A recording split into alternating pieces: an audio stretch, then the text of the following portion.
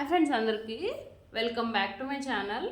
మనం ఆల్రెడీ నిన్న lining cut చేసుకున్నాం కదా, ఆ బ్లౌజ్ పీస్ ఈ విధంగా ఎలా కట్ చేసుకోవాలో చూసేద్దాము.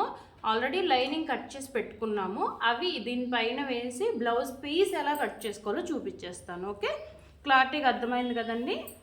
ఇప్పుడు వచ్చేసి నేను ఇది శారీలో క్లాత్ తీసుకున్నాను అనమాట. ఎందుకంటే జస్ట్ పైపింగ్ వేయడం కోసం నేను ఈ గ్రీన్ కలర్ క్లాత్ అనేది తీసుకున్నాను. దీని వరకు డివైడ్ చేసుకుందాము.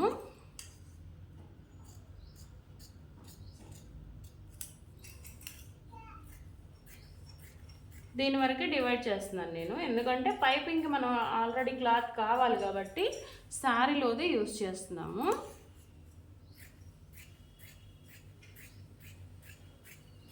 ఇలా కట్ చేసుకుందాం. ఇక్కడ కట్ చేసుకున్న తర్వాత ఇప్పుడు దీన్ని హాఫ్గా ఫోల్డ్ చేసుకోవాలి.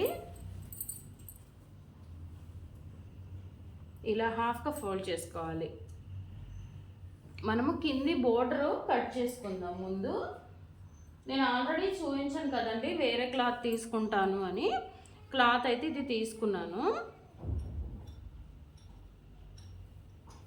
మనకు వచ్చేసి ఈ విధంగా వస్తుందన్నమాట. ఇక్కడ బోర్డర్ నేను ఎక్స్ట్రా ఉంచుకున్నాను కదా, ఇక్కడ కరెక్ట్గా హాఫ్కి ఫోల్డ్ చేద్దాం. ఇక్కడ వరకు మడతేసుకుని లాస్ట్ వరకు. ఓన్లీ బోర్డరే కాబట్టి సరిపోతుంది మనకి. ఇక్కడ చూసారా, నాకు ఇక్కడ కొంచెం అతుకులు పడతాయి, ఏం పర్వాలేదు, వేసుకోవచ్చండి. దీన్ని కట్ చేసేస్తున్నాను నేను.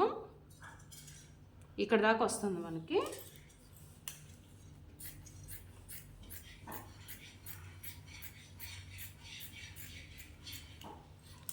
ఇది వరకు తీసేసి పక్కన పెట్టేద్దాము. బార్డర్ అయితే వచ్చేసింది కదా మనకి. ఇప్పుడు వచ్చేసి ఇక్కడ హ్యాండ్ తీసుకుందాము. హ్యాండ్ పఫ్ కోసము ఒకసారి చూసుకోవాలి, మనకి బ్లౌజ్ పీస్ సరిపోతుందా లేదా అనేది చెక్ చేసుకోవాలన్నమాట. ఎటు పెడితే మనకి మంచిగా వస్తుంది అనేది కూడా ఒకసారి చూసుకోవాలి.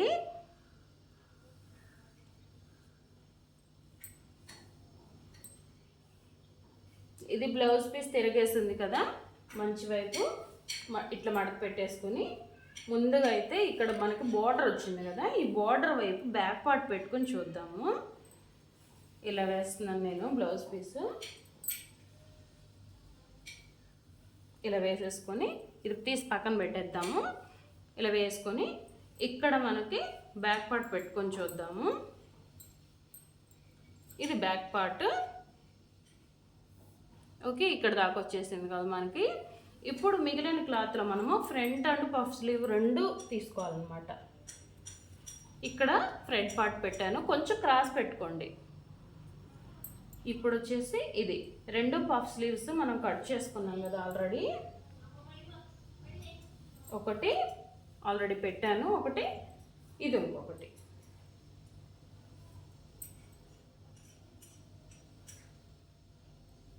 మనం మిగిలిన క్లాత్లో మనం షేప్ బెల్ట్ తీసుకోవాలన్నమాట.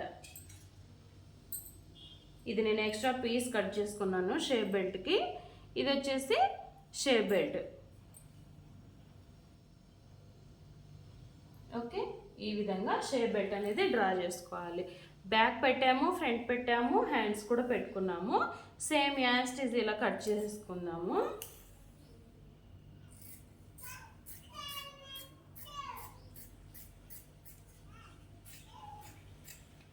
ఇప్పుడు షేప్ బెల్ట్ తీసేసాం కదా,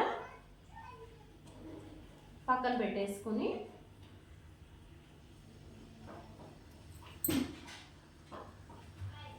ఇది పక్కన పెట్టేసుకుందాము. ఇప్పుడు వచ్చేసి హ్యాండ్స్ కట్ చేసుకుందాం.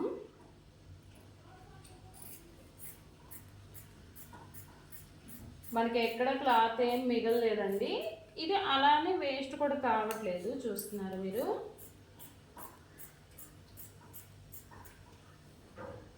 ఓకే, ఒక హ్యాండ్ అయితే కట్ చేసుకున్నాము. సేమ్ అదే విధంగా రెండో హ్యాండ్ కూడా కట్ చేద్దాము.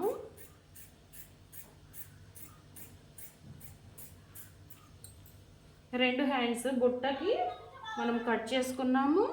బార్డర్ కూడా కట్ చేసేసుకున్నాము. షేప్ బెల్ట్ కూడా అయిపోయింది. ఓకే, ఇప్పుడు మిగతా చూద్దాం. ఇక్కడ ఫ్రంట్ పార్ట్ క్రాస్ పెట్టుకోవాలని చెప్పాను కదా, వీలైనంత వరకు ఎక్కువ క్రాస్ పెట్టడానికి ట్రై చేయండి. ఇట్లా క్రాస్ ఎక్కువ పెట్టడానికి అయితే ట్రై చేయండి. ఓకే, చూసుకుని అడ్జస్ట్ చేసుకుని ట్రై చేయండి. ఎందుకంటే క్రాస్ ఎక్కువ ఉంటే మనకి బ్లౌజు నీట్గా ఫిట్టింగ్ బాగా వస్తుంది అనమాట.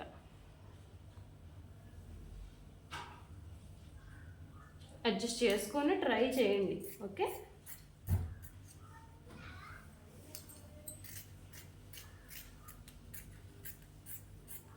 ఇంకా మన క్లాత్ ఎక్కడ వేస్ట్ పోలేదు కదా, మంచిగా స్టిచ్ చేసుకోవడమే. ఇంకా ఇది బ్యాక్ పార్ట్. ఫ్రంట్ పార్ట్ కూడా చూపిస్తాను. ఇవి రెండు అంచులు సమానంగా ఉన్నాయో లేదో ఒకసారి చూసుకోండి. కొంచెం ఒక 1/2 ఇంచ్ ఎక్స్ట్రా కట్ చేసుకుంటే సరిపోతుంది, ఎక్కువేం అక్కర్లేదు. దేనికైనా అంతేనండి, హ్యాండ్స్ కూడా ఒక 1/2 ఇంచ్ ఎక్స్ట్రా కట్ చేసుకుంటే సరిపోతుంది.